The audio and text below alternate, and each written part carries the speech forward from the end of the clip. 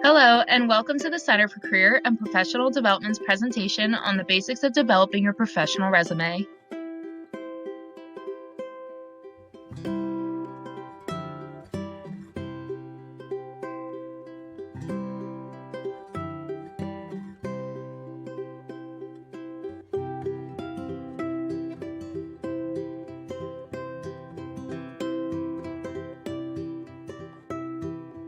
The first thing that any employer should see on your resume is your contact information at the top of your page, which includes your first and last name, the biggest and boldest, and then your professional email, your phone number, your address, and your LinkedIn. Your professional email includes your full first name and last name, and try to exclude any numbers.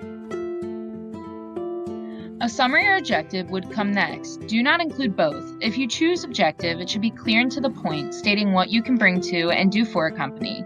Similar to an objective is a summary, in which you highlight your experience and skill in 1 to 2 sentences. Both should be relevant to the job, as well as concise and short.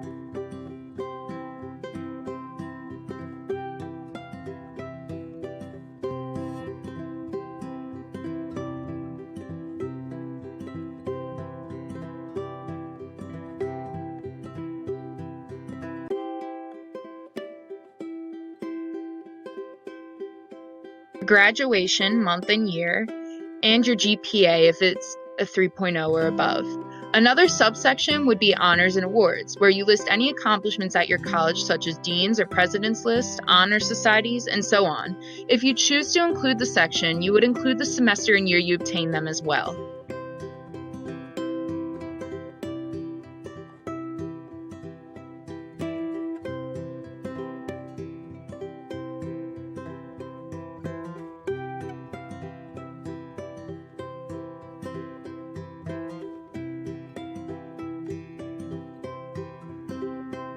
In each experience, you will include the title of both the place you worked as well as your position, the location of the job, and the period you worked there. You will then go on to explain the tasks and responsibilities you had in 2 to 3 sentences or bullet points, but do not do both. In these sentences, the first word should always be an action verb.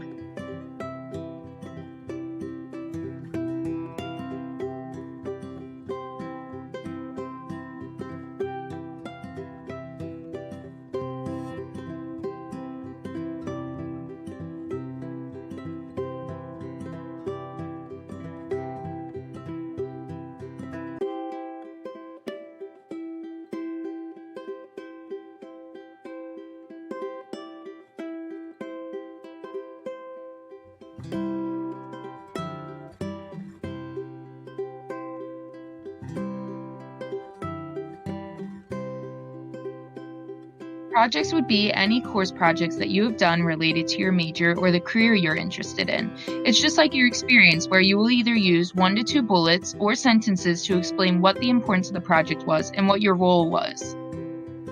Community involvement is another important part of the resume. Companies love to see how you're involved in your community, such as activities, clubs, or volunteer experience. If you played a huge role, such as team captain or treasurer, you should follow a format similar to experience where it highlights this information as much as possible.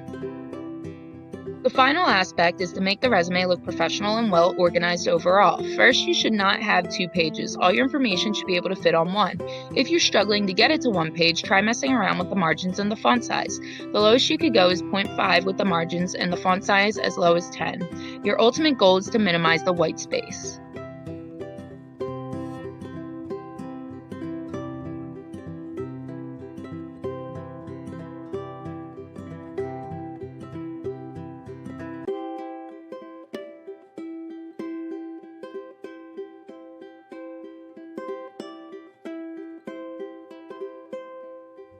Once you are done creating your resume, feel free to set up an appointment with one of the CCPD's career service specialists, or submit your resume through Handshake by clicking the link.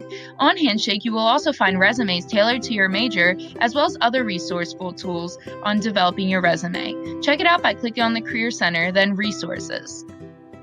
The CCPD website also has a resume writing guide that we've linked below. Make sure to check it out. Hopefully you have found that this presentation has been useful. Thank you so much for sitting in on the CCPD's presentation on resume development. Click the link to fill out a brief survey. All links that you've seen will be placed in the description box down below this video.